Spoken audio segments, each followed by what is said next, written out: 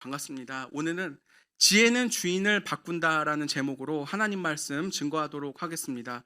수요 오전 예배 이번이 이제 두 번째 시간입니다. 저희가 수요 예배 때는 야고보서를 같이 이렇게 쭉 살펴보기로 이제 목회자들이 정했는데, 야고보서는 이제 예수님의 형제인 야고보가 그 당시에 이제 흩어져서 신앙생활을 하던 유대인들한테 문안을 이렇게 하고, 너네 잘 살고 있냐? 신앙생활 어떻게 하고 있냐? 이렇게 격려를 하는 내용입니다. 그래서 우리의 삶에 굉장히 현실적이고 실질적인 주제들을 야고보서가 많이 담고 있습니다. 첫 시간에 살펴봤던 것은 인내였고, 그 다음으로 오늘 볼 것은 이제 지혜입니다. 지혜.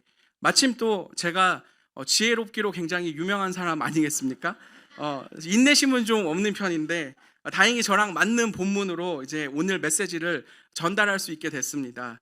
오늘 성경은 이제 지혜에 대해서 이야기를 하고 있는데, 그럼 지혜가 도대체 뭐냐? 제가 계속 목회를 하면서 이제 느끼는 건데, 저도 그렇고 참 많은 성도님들이 이 지혜의 문제 때문에 굉장히 어려워하신다는 것을 느낄 수가 있는 것 같습니다. 실제로 저랑 담임 목사님이 이렇게 성도님들을 신방을 하다 보면은 저희한테 굉장히 삶의 현실적인 문제들을 놓고 조언도 구하시고 기도도 요청을 하시는 것을 확인할 수가 있습니다. 뭐 예를 들면, 목사님, 뭐 저희 집이 지금 여기 사는데 저희가 이번에 이사를 할까요 말까요? 뭐 여기 더 있는 게 좋을까요? 아니면 뭐 목사님, 저희 지금 유학을 가는 게 좋을까요? 저희 여기 있는 게 좋을까요? 뭐 결혼을 이 사람이랑 할까요 말까요? 이런 현실적인 문제들을 저희에게 많이 물어보십니다. 당연히 같이 저희가 고민을 해야겠죠. 근데 이 자리에서 제가 솔직히 말씀을 드리면, 저랑 목사님이 그런 이야기를 들었을 때 저희도 어떻게 해야 되는지 잘 모를 때가 많습니다. 왜냐하면 목사님께서도 말씀을 많이 하셨는데, 일단 저랑 목사님은 다 토종닭입니다. 저희도 유학을 가본 적이 없습니다. 저희가 가본 유학은 일본하고 카자흐스탄이 전부입니다.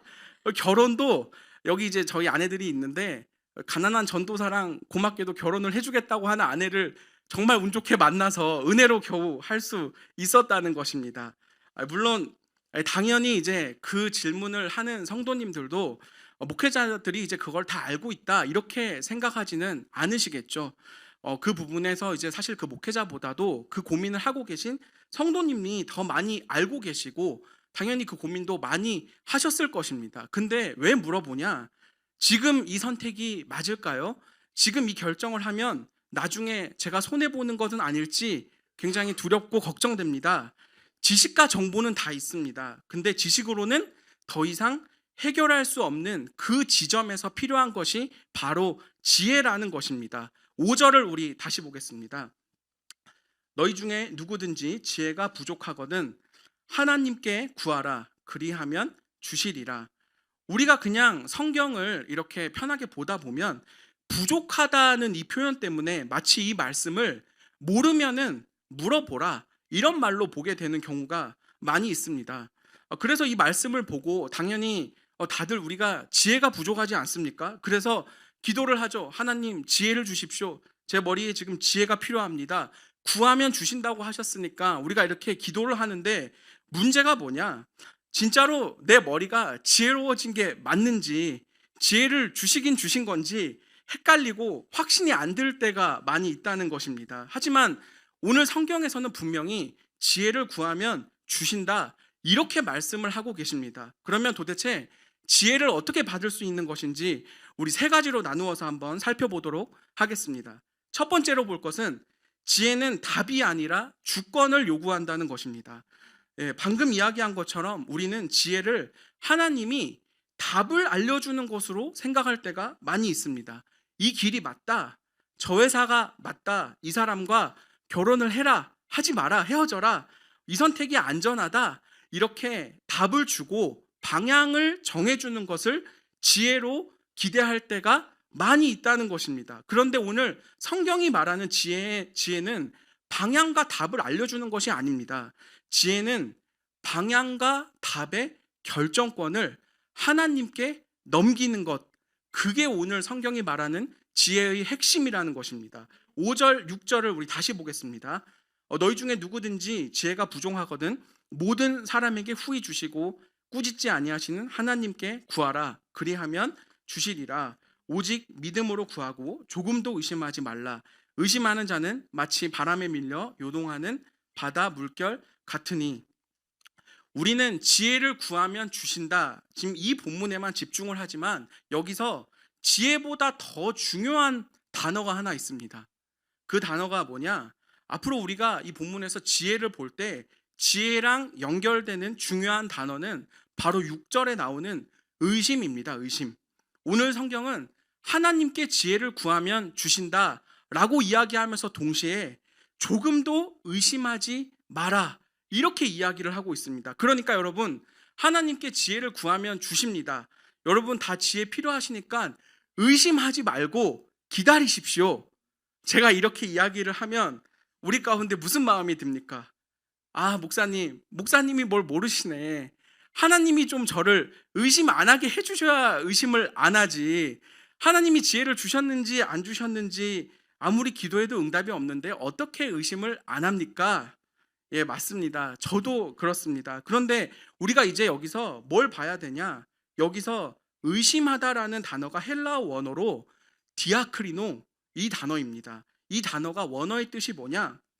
둘로 갈라지다, 둘로 쪼개어지다, 나뉘어지다 이런 뜻을 가지고 있는 단어입니다. 그러니까 오늘 나오는 이 의심은 하나님이 나한테 지혜를 주실까 안 주실까 두려워하면서 걱정하지 마라 이런 의미가 아닙니다.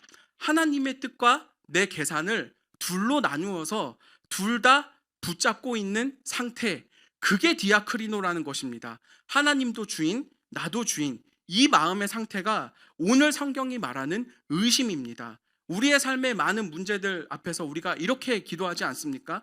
하나님의 뜻대로 되기를 원합니다. 그런데 사실 이 기도를 하면서 우리의 마음을 잘 보면 내가 정해놓은 길도 동시에 있는 것을 확인할 수 있습니다. 하나님 뜻대로 되기를 원합니다. 그렇지만 하나님, 저의 뜻은 이것입니다. 하나님께서 적극 참고해 주시기 바랍니다. 이렇게 기도를 할 때가 많다는 것입니다. 몇 번 이제 말씀을 드려서 알고 계신 분들도 있는데, 제가 목회자가 되기 전에 사업을 했었습니다. 그때 이제 무슨 사업을 했냐? 제가 프랑스어 외국어 교육 사업을 했습니다. 이제 처음에는 사업이 굉장히 잘 나갔습니다. 이렇게 강의도 많이 팔리고 수강생도 늘어나고 해서 야, 이대로면 정말 좋겠다 했는데, 사업을 해보신 분들은 아실 겁니다. 이 사업이라는 게 한 번 잘 되면 잘 되는 게 쭉 지속되면 좋은데 절대 그렇게 되지가 않고, 갈수록 뭐 경쟁자도 생기고 시장도 어려워지고 뭔가 멈춰 있으면은 그대로 도태될 때가 많습니다. 저도 그랬습니다. 이 프랑스어를 하는데 점점 더 매출이 떨어지는 거예요. 그래서 여기 같이 사업을 하고 있는 멤버들한테 말을 했죠. 아, 우리 프랑스어만 하지 말고 조금 이렇게 투자를 더 해가지고 스페인어까지 한번 확장을 해보자. 그래서 우리 같이 투자금을 모아서 다시 사업에 투자를 하고 강사도 뽑고 교재도 만들고 강의도 만들고 하면서 스페인어를 런칭할 준비를 다 끝냈습니다. 아직도 그날 이제 저녁에 금요기도에 가가지고 기도를 했던 런칭 전날, 이제 제 기억이 납니다. 하나님, 제가 새로운 사업을 출시합니다. 이 사업이 선하게 하나님 뜻대로 되기를 원합니다. 하나님 영광 높이는 사업 되기를 원합니다. 이렇게 옆에 막 서창희 목사님도 있는데 제가 열심히 막 기도를 정말 뜨겁게 했습니다. 근데 사실 이 기도를 하면서 제 마음속에 깊숙한 곳에 깔려있는 진짜 소원은 뭐였냐면, 하나님, 투자금의 절반 이상이 제 돈입니다. 이거 망하면 제 인생 끝입니다. 그러니까 하나님, 이 사업의 성공만이 하나님의 선하신 뜻이어야만 합니다. 하나님, 제 마음 아시죠? 저 꼭 성공해야 됩니다. 사실 제 진짜 기도 제목은 무조건 돈을 벌고 싶다, 성공과 대박이 나야만 한다, 이 마음이었다는 것입니다. 하나님 뜻대로 되게 해달라고 기도하지만 그 뜻에는 무조건 지금 내가 세워놓은 기준, 내 계산대로 되어야만 한다. 이게 지금 저와 여러분의 모습 아니겠습니까? 여러분, 지혜는 답을 받는 것이 아닙니다. 지혜는 주인을 바꾸는 것입니다. 실제적인 적용으로 오늘 삶의 문제들 앞에서 각자 기도하는 것들이 많이 있으실 텐데 한번 점검해 보시면 좋겠습니다. 지금 내 눈앞에 보여져 있는 그 상황을 가지고 나중에 내 미래를 판단하고 계시지는 않습니까? 자꾸 기도를 하면 할수록 이 기도를 해도 내 인생에 아무것도 바뀌는 것도 없는 것 같고, 그러니까 이 기도를 하는 게 아무 의미도 없는 것 같고, 점점 기도의 힘을 다 잃어버리는 이유가 어디서부터 시작을 하냐? 지금 이 문제가 해결이 안 되면 나중에도 내 인생은 어려워질 거야. 이렇게 미래를 재단하고 판단하는 것 때문에 기도의 힘을 다 잃어버린다는 것입니다.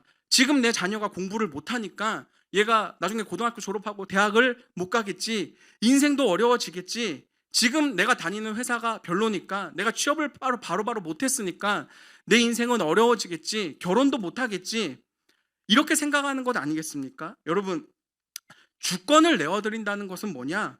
내 인생의 미래를 내가 지금 주어진 상황으로 판단하지 않고 하나님이 내 삶을 인도해 주시는 방향 신뢰하면서 내 끝까지 가보겠다. 그것이 오늘 성경이 말하는 지혜라는 것입니다. 우리 두 번째로 살펴볼 것은 지혜는 흔들리는 마음을 드러낸다는 것입니다. 우리 성경이 말하는 지혜에 대해서 같이 살펴봤습니다. 그런데 여기서 이제 한 가지 질문이 드는 것이 뭐냐면, 하나님이 나에게 정말 지혜를 주셨는지, 내가 이 삶의 문제를 향해서 정말 하나님을 내 주인으로 모시고 있는지, 그것을 어떻게 알 수 있냐? 그것은 감정에서 드러나게 되어 있습니다. 오늘 본문에 지혜 없는 자는 두 마음이라고 이야기를 합니다. 7절, 8절입니다. 이런 사람은 무엇이든지 주께 얻기를 생각하지 말라. 두 마음을 품어 모든 일에 정함이 없는 자로다. 이제 여기서 나오는 두 마음은 단순히 이랬다가 저랬다가 한다, 우유부단하다, 이런 뜻이 아닙니다. 여기서 두 마음이 원어 헬라어로 뭐냐? 디프시코스라는 뜻인데, 이게 two souled, 영혼이 두 개인 이런 뜻입니다. 그러니까 하나님이 주인인 상태, 내가 주인인 상태, 마음의 주인이 둘이라는 것입니다. 이 둘의 싸움이 있기 때문에 정할 수가 없다. 이것이 바로 오늘 성경이 말하는 두 마음입니다. 근데 이 두 마음은 우리의 삶에 나타날 때 반드시 감정으로 나타나게 되어 있습니다. 우리의 삶에 어떤 반복되는 감정이 이 두 마음의 상태에서 나타나느냐? 바로 세 가지 감정인데, 분노, 불안, 그리고 냉소입니다. 이 세 가지 감정의 공통점이 있습니다. 그게 뭐냐면 통제불능에서 나오는 감정 반응이라는 것입니다. 통제불능, 내가 주도권을 가지지 못했기 때문에 나오는 것이 바로 이 세 가지 감정이라는 것입니다. 이 세상에서 가장 통제불능이라고 하면은 도대체 뭘까? 이렇게 먼저 떠오르는 게 어떤 게 떠오르십니까? 제가 저번 주에 청소년부 캠프 때 같은 질문을 이제 중고등부 애들한테 했더니 뭐 애들이 막 성적 이런 얘기를 하더라고요. 그래서 제가, 근데 사실 성적은 그 성적이 통제가 안 되는 게 아니라 공부를 안 하는 너가 통제가 안 되는 것 아닌가, 뭐 이런 생각을 했습니다. 여기서는 이제 제가 좀 편하게 얘기를 할 수 있을 것 같은데, 저는 세상에서 가장 통제가 힘든 것은 바로 자녀라고 생각을 합니다. 자녀를 키워보신 분들은 많이 아실 것 같습니다. 자녀야말로 정말 통제불능입니다. 저희 첫째 이제 예담이 이제 아들이 있는데, 아들이 이제 작년에 어린이집을 졸업하고 유치원에 처음 들어갔습니다. 입학식을 이제 했습니다. 유치원 첫날 한 6살로 이제 새로 입학하는 친구들이 30-40명 정도 되는데, 입학식을 하는 아침에 이제 저도 아내랑 같이 저희 예담이 이제 데리고 이렇게 간 거예요. 그래서 유치원 강당에 이렇게 입학하는 친구들이 다 새로 모여 있고, 엄마 아빠들 그리고 막 할머니 할아버지까지 와가지고 엄청나게 많은 사람들이 이제 강당에 모여서 진행이 되고 있었습니다. 원장 선생님이 이렇게 말씀하시고, 그 다음에 선생님께서 자, 우리 이제 입학하는 친구들 앞에 강대상 앞으로 나와서 우리 담임 선생님하고 처음 인사하는 시간 갖도록 하겠습니다. 이렇게 진행이 된 거예요. 그래서 다른 아이들도 다 이렇게 앞으로 나가서 반별로 줄 서고 선생님들하고 첫 인사를 하는데, 그 강당에서 엄청나게 많은 사람이 지켜보고 있는 가운데 딱 한 명만 애가 울고 불고 자기 여기서 나가겠다고 소리 지르고 난리가 난 것입니다. 그게 누구냐면 바로 이제 저희 아들 예담이었습니다. 사진을 한번 띄워주십시오. 네, 바로 저 모습입니다. 저렇게 지금 이렇게 다른 친구들 다 가만히 앉아 있죠. 근데 저 사진에 이제 저희 아들만 없습니다. 지금 저 유치원 바깥으로 소리를 지르면서 달려나가는 아들을 저랑 아내가 이제 같이 붙들고 설득을 하고 하는데, 제 마음에 어떤 감정이 드냐면 너무너무 화가 나는 거예요. 다른 애들은 아무도 저런 애가 없고 딱 한 명 이렇게 적응을 못하는 애가 있는데 그게 우리 애담이인 게 너무 불안하고 너무 무섭고 화가 났다는 것입니다. 다른 사람들은 어떻게 생각할까? 담임 선생님이 얘 문제 있는 애라고 굉장히 이렇게 걱정하고 계시지는 않을까? 모든 마음의 어려움이 생기면서 어떻게든 끌고 가보려고 했는데 결국 그날 실패했습니다. 그래서 아유, 될 대로 되라. 모르겠다. 지 인생 지가 알아서 살아야지. 이러면서 참 아이가 새로운 곳에서 첫 시작을 하는 감사의 날인데 저희 가정의 기대와는 달라서 저랑 아내가 이제 모든 은혜가 깨져버리는 경험을 했었다는 것입니다. 그날 제 안에 드러났던 것이 뭐냐면 아이 문제가 아니라 제 안에 남아있는 통제권을 제가 발견했다는 것입니다. 하나님은 우리 가정의 주인 되신다. 제가 이렇게 고백은 하고 있지만 현장에서 실제로 내 자녀, 내 삶의 문제들 앞에서 여전히 내가 주인이구나. 이것을 발견할 수 있었다는 것입니다. 두 마음은 이렇게 언제나 우리에게 감정으로 나타나게 되어 있습니다. 여러분, 우리의 삶에 반복적으로 내가 분노하고 불안해하고 냉소하게 된다면 그것은 환경의 문제가 아니라 주인의 문제일 수가 있습니다. 오늘 자꾸 마음이 흔들리는 분들 계십니까? 통제 불능의 마음 때문에 힘드시다면 상황을 바꾸려 하지 마시고 주인을 먼저 점검해 보십시오. 지혜는 주인을 하나로 만드는 것입니다. 우리 마지막으로 살펴볼 것은 지혜는 주권을 신뢰하게 만든다는 것입니다. 우리 성경이 말하는 지혜에 대해서 오늘 살펴봤습니다. 지혜는 주권의 문제라는 것, 그리고 지혜는 흔들리는 마음을 드러내게 한다. 그런데 우리 안에 여전히 남아있는 어려움이 뭐냐면 하나님의 주권을 인정하는 것이 너무 어렵다는 것입니다. 하나님의 주권이 내 인생에 참 강제적으로 느껴질 때가 많이 있습니다. 하나님은 그냥 좀 내가 원하는 대로 내 인생, 내 자녀 그냥 좀 들어주시면 되지 왜 이렇게 나를 힘들게 하시는지, 하나님의 주권, 하나님의 뜻대로 살면 내 인생이 행복하다는 보장이 어디 있냐, 이 마음이 우리를 여전히 힘들게 만든다는 것입니다. 그래서 여러분, 우리가 어떻게 합니까? 우리가 매일 기도를 하죠. 하나님이 제 인생의 주인 되기를 원합니다. 하나님께 이 문제를 맡기기 원합니다.